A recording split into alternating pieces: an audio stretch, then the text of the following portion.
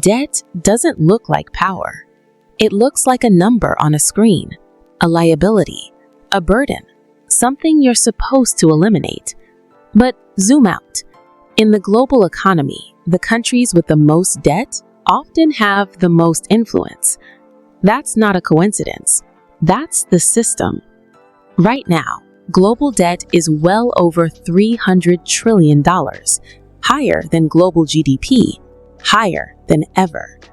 And somehow, the countries borrowing the most aren't the weakest. They're the ones setting the rules. This matters now because interest rates are higher, alliances are shifting, and trust is thinner than it's been in decades. Debt isn't just money anymore, it's leverage.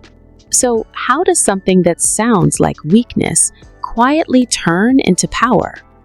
Let's start with what debt really is. Debt is a promise, a claim on future behavior, not just repayment, but stability, cooperation, and predictability.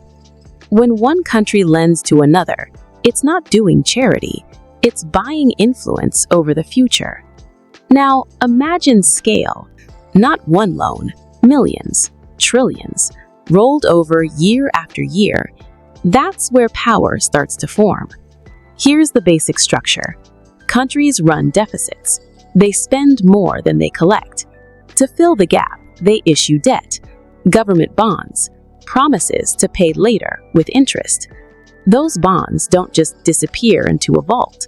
They're bought by banks, pension funds, insurance companies, other governments, central banks. And once they're bought, something subtle happens. The lender now has a stake in the borrower staying functional.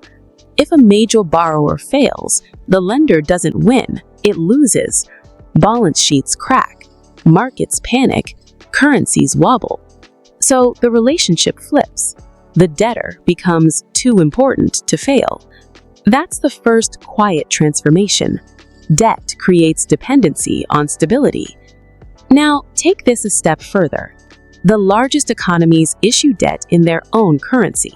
They borrow in money they control.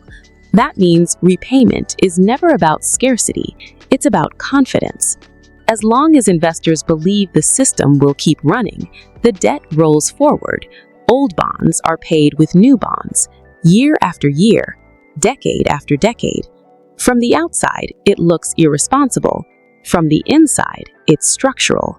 Because fully paying off the debt would mean draining money out of the economy, higher taxes, lower spending, less growth, political backlash. So instead, the debt stays alive, serviced, refinanced, never truly finished. And that permanence is where power builds. Now compare that to countries that borrow in foreign currencies. They don't control the printing press. They can't smooth shocks. When their currency weakens, their debt grows heavier overnight. Same numbers, different outcomes. This is where debt stops being neutral. The countries whose debt is seen as safe attract global capital.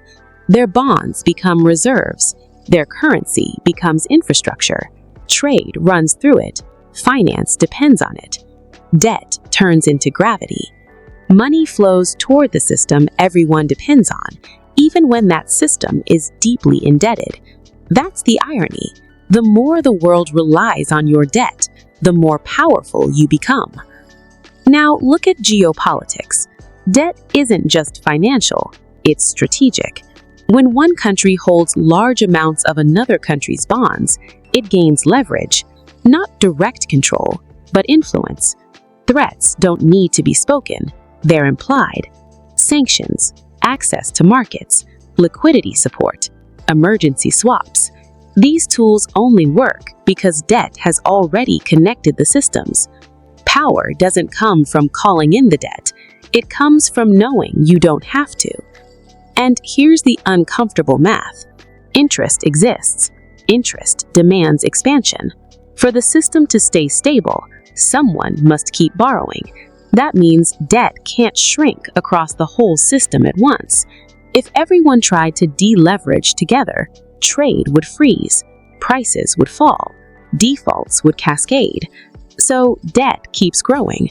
quietly, relentlessly, and with it, the influence of those at the center grows too. Now, contrast this with the story we're told. Debt is dangerous. Debt is reckless. Debt must be paid down. That story is useful, but incomplete. For households, debt is often a trap. For nations at the center of the system, it's a tool. Same word, different reality. This doesn't mean debt guarantees control. Confidence is fragile. Power depends on belief. Once markets question stability, everything accelerates in reverse. Capital leaves, rates spike, currencies fall. What looked like strength turns into vulnerability fast. Debt doesn't protect you, it amplifies whatever people already believe about you. That's why today feels tense. High debt, higher rates, fractured trust. The margin for error is shrinking. The system still runs, but it's louder now, less forgiving. So when you hear that debt is turning into power in the global economy, don't imagine domination. Imagine interdependence at scale.